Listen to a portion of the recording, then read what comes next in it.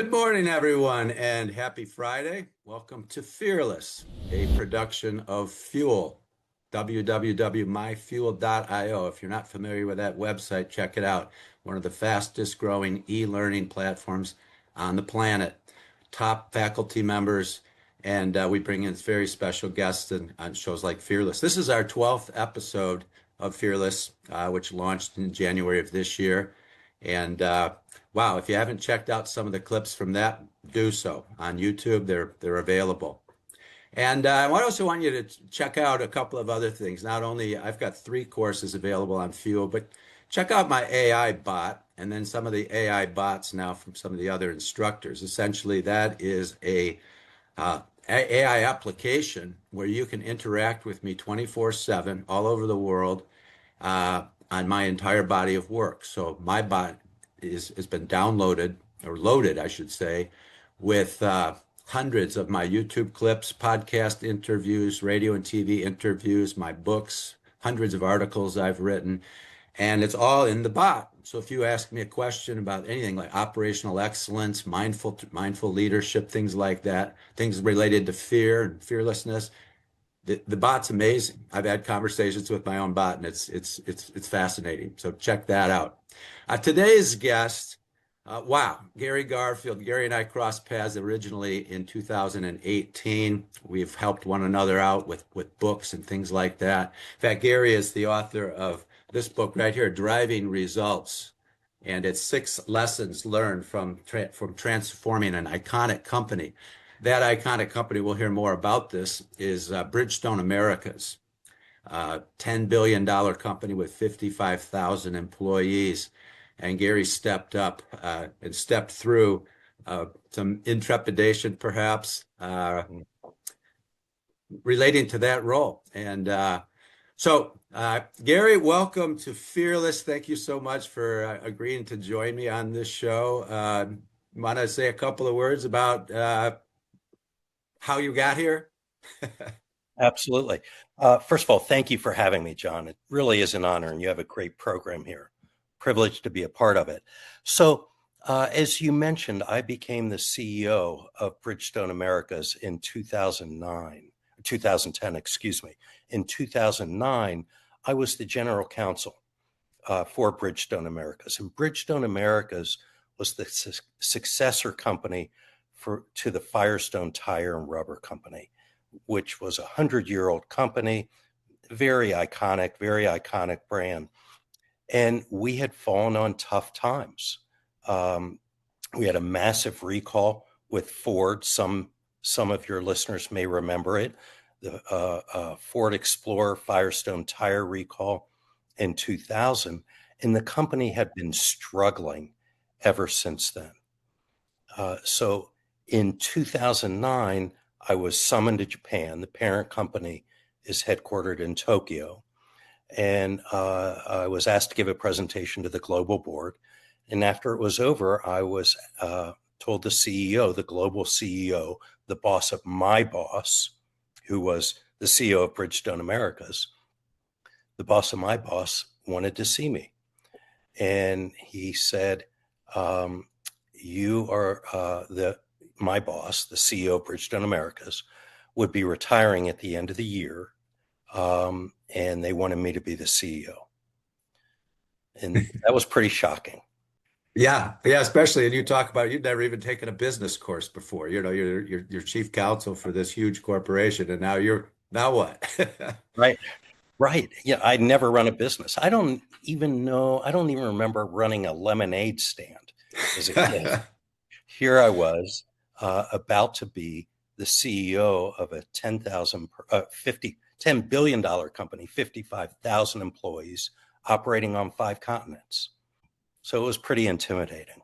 Now let's call it fear factor number 1. You know, you're tapped to run this massive company, and as you put it, a mature company. It's a very mature industry, and in many ways, actually kind of locked into its culture, whatever that culture. We're going to talk about culture change here in just a little bit. But on top of that invitation, which could certainly be intimidating, You had a second fear factor right around the same time. In fact, just before I think you went to Tokyo for this meeting, you got some other news. I did.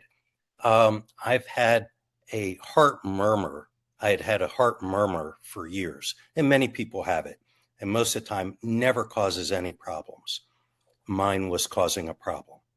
And I had been going to the Cleveland Clinic on a regular basis for the last 8 or 9 years to monitor it. And about 3 weeks before I was told I was going to be the CEO, I was told I needed open heart surgery to fix the heart murmur. And that's pretty intimidating. And interestingly, my father was a physician, not a heart surgeon, but president of a hospital in Cincinnati where I grew up, and a well-respected physician. I had high regard for him. And he was very concerned about me undergoing heart surgery. He was discouraging me from doing it because of the potential side effects. But the Cleveland Clinic explained this was my best chance to live a long and normal life. And I had made the decision to proceed with the surgery. So I had that. And then I was told I was going to be moving up, say, maybe 2 steps in the organization to run a business. And I'd never run a business before. And the company wasn't doing well. Certainly the shareholders weren't satisfied with the performance of Bridgestone Americas. So there was a lot there. There's a lot on my plate, if you will. Yeah, now just to fast forward even to that. So now you take over the reins, and I know you've said change started immediately. You had a meeting with your C-suite, and you've discovered, wow, there's somebody here that's just not a good fit. We're going to have to do something about that. So you were very decisive, but you're also very honest, and you talk a lot about trust and just being very honest with people. Do you want to comment? And you also use the word governance. We need some governance change around here. We need some. I like to think of governments as discipline. You know, we got to have some in the lean world. I teach lean, as you know. It's rigor. We've got to have rigor. You don't see high performing teams without rigor and discipline and some form of governance. And you had somebody telling you, well, we don't really want to use the word governance. It's you know it's too scary or whatnot. You want to make a few comments about that? Yeah, absolutely. So on the governance front, I was a big proponent of a robust, I guess is the way I would put it, a robust corporate governance structure. Something that it's supposed to mean something. It's to help the organization stay within certain boundaries and help it make better decisions. I believe very strongly in that. And in my experience, the most successful, best run companies in the world have a good, strong governance structure. Um, we did not.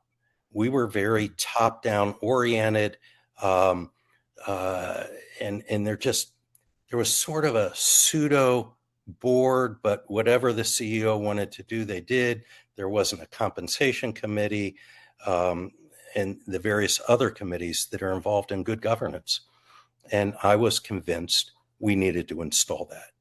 And when I announced to the senior executive team the governance structure that we needed to install, one of the persons said, boy, that people just aren't going to like that. And they really aren't going to like the term governance.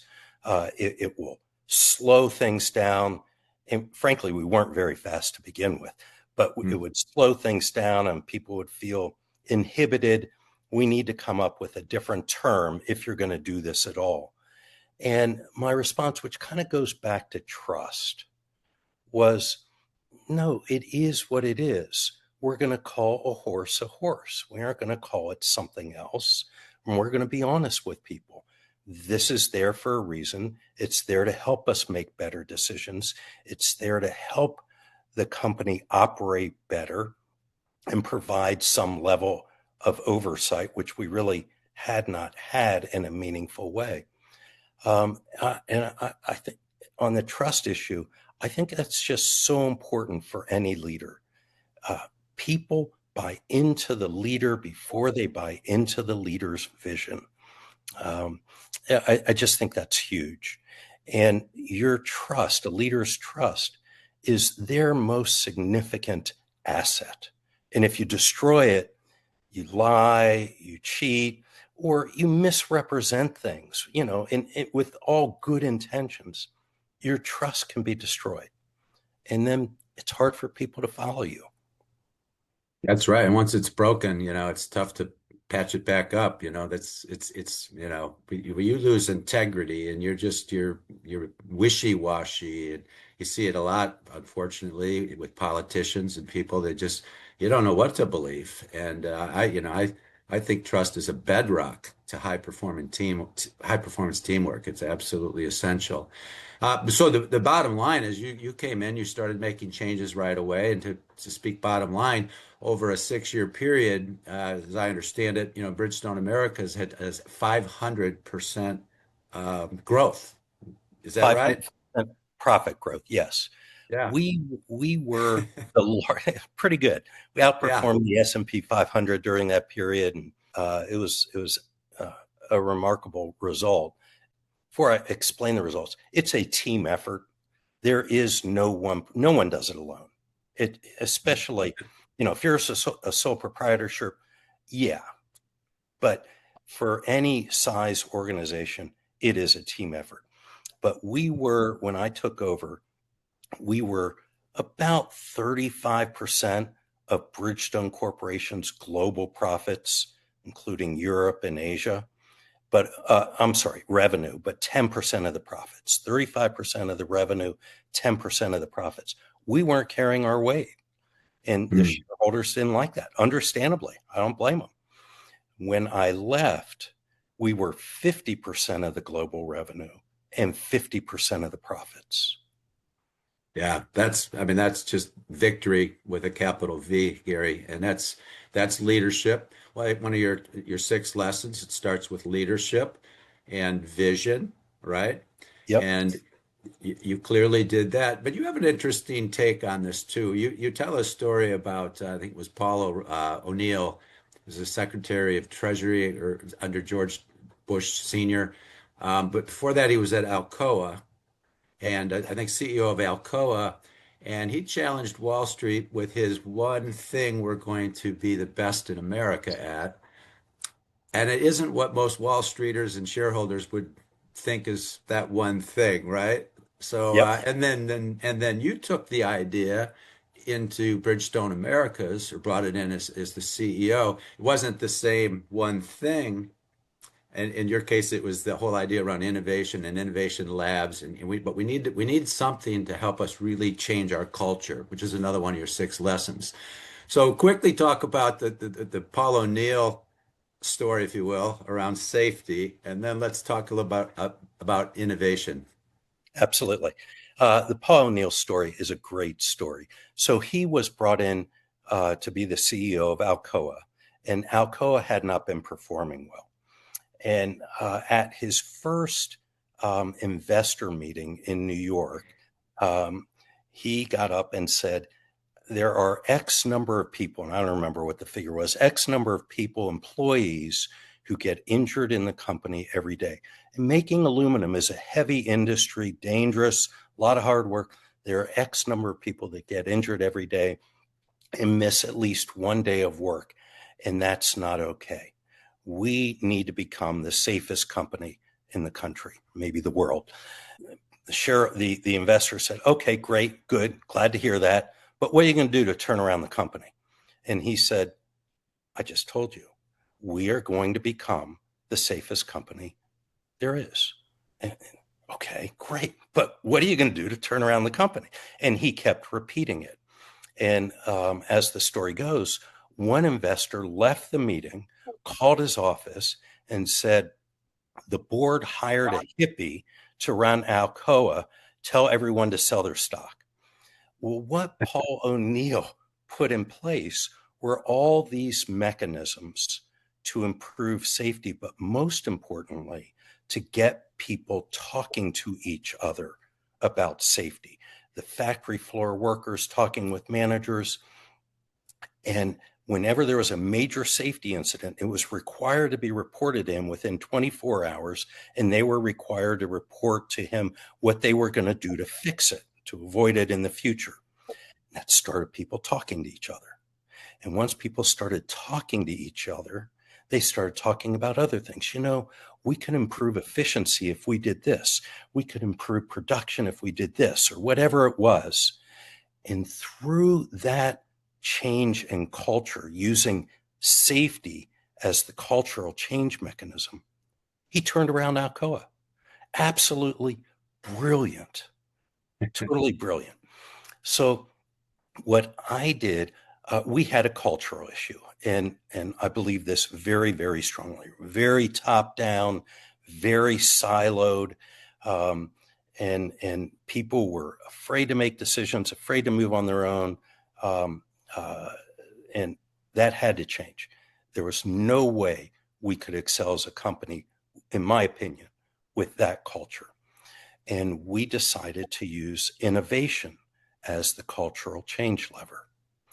I held an off-site meeting with the top 150 people in the company from around the world and explained the economic pressures we were under from very inexpensive tires coming in from Asia, China, other places.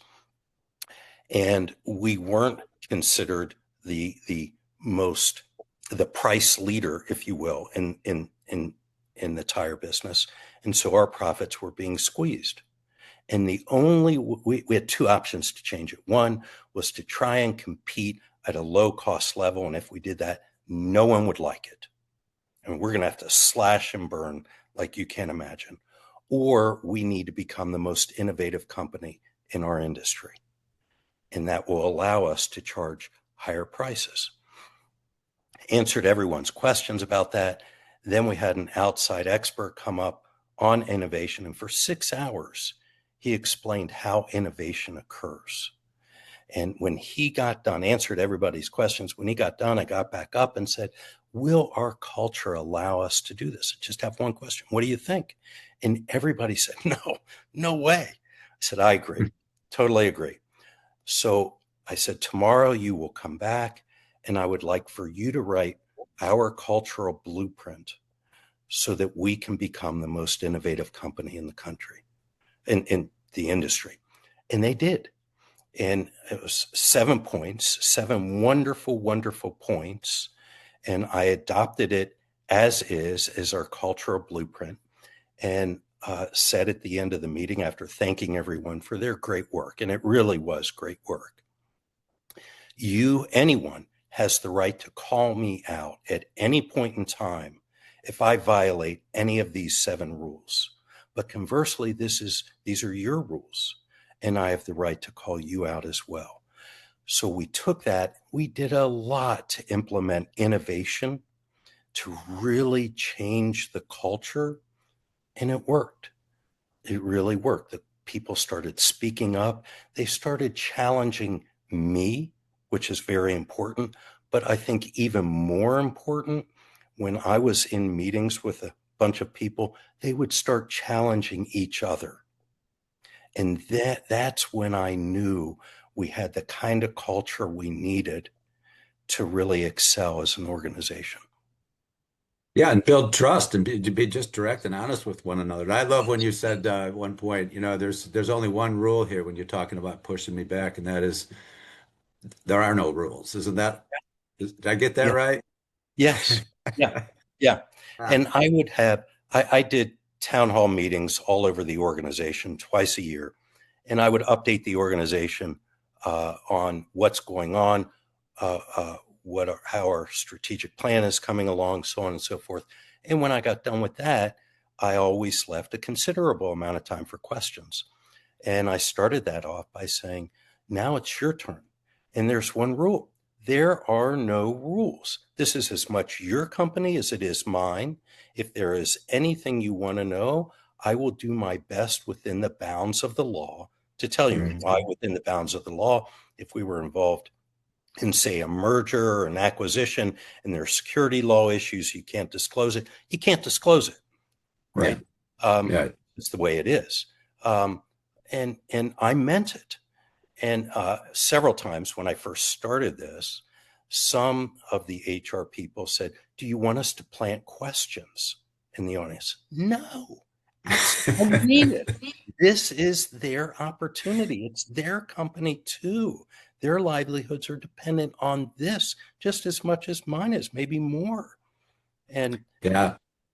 Yeah, well, I was going to say one of the things I teach Gary around leadership is the difference between pushing and pulling.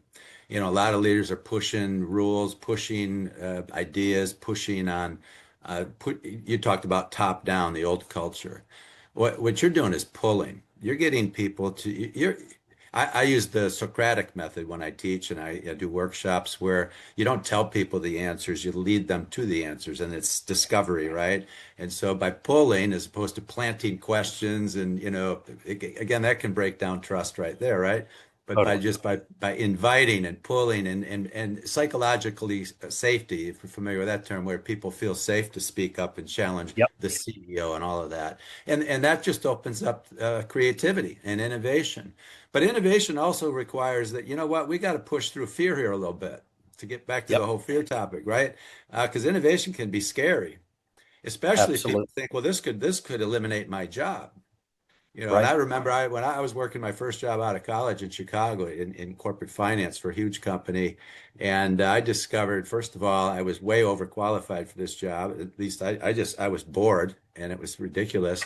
And I worked so far ahead that when I left 2 years later, I said, you don't need to replace me for like 9 months. I'm that far ahead. Like, That's great. and then think about people who won't hire somebody who's really bright because they're afraid that they're smarter than I am, and that just ruins innovation and creativity and what I like to call flow, which translates ultimately into cash flow, right? But Yep. flow, creativity, flow, ideas flowing, people flowing, talking to one another, like you said. Wow. So back to the idea now that you're taking over a huge corporation, publicly held, 55,000 employees. You're going through heart surgery. What did you tell the global CEO and the board over in Tokyo when you knew you had to have surgery and they're not, I don't know if they're inviting you to take the job or really kind of pushing it on you, but what do you tell them? Yeah. So they were inviting me to take the job. And I decided when they said, "We want you to be the CEO," I didn't hold back. Again, goes to the trust issue. They had a right to know what was going on with my health, significant issues with my health. And in that meeting, I said, "You need to know," and these were the words I used, "You need to know I am scheduled to undergo open heart surgery in December." And that kind of took them aback, understandably. Yeah. I tried to explain what the surgery was about.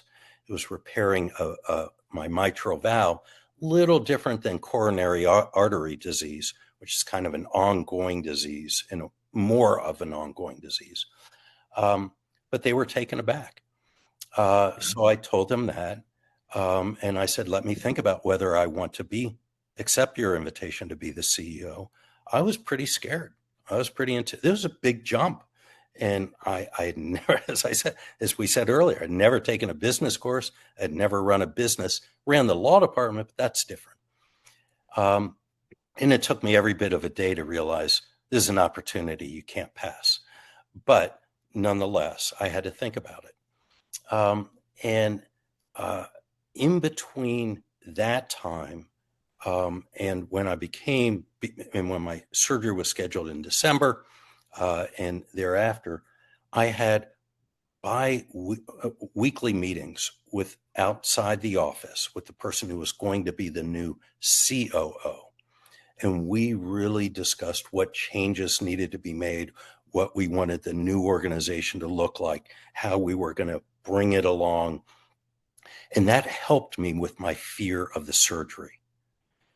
Because heart surgery can, understandably, is a scary thing, kind of like someone coming at you with a knife, literally. And that preoccupation really helped me.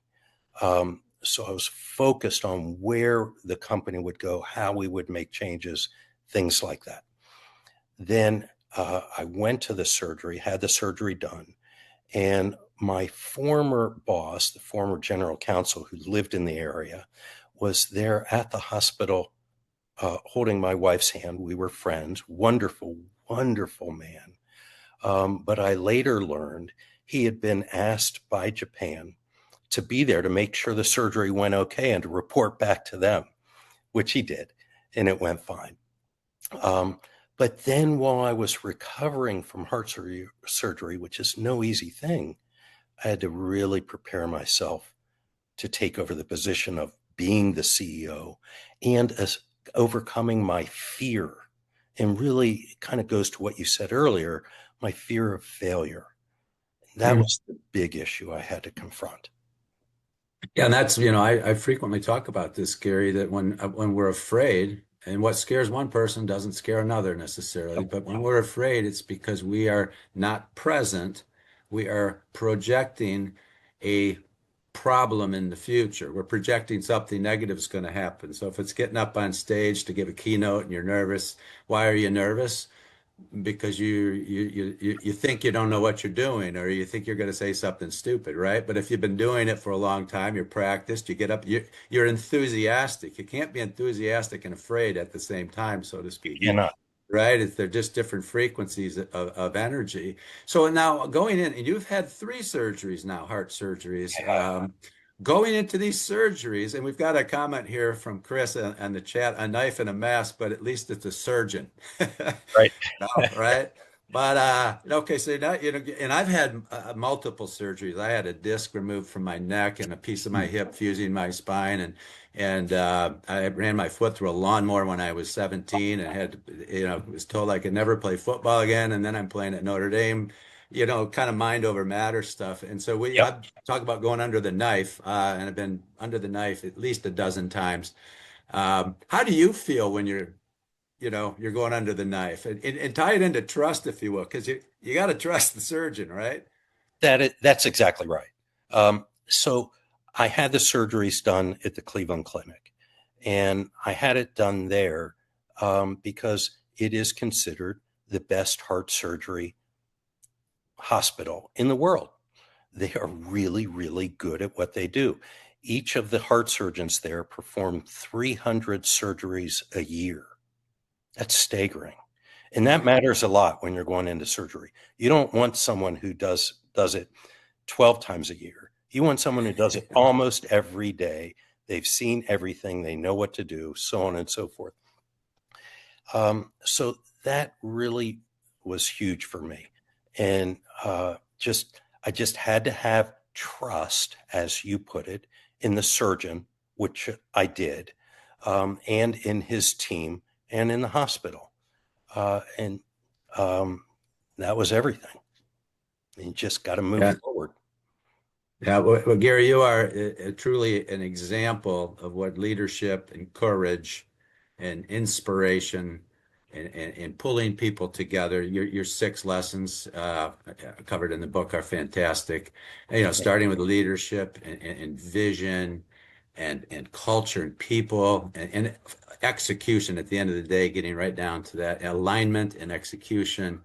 Um, Not rocket scientists.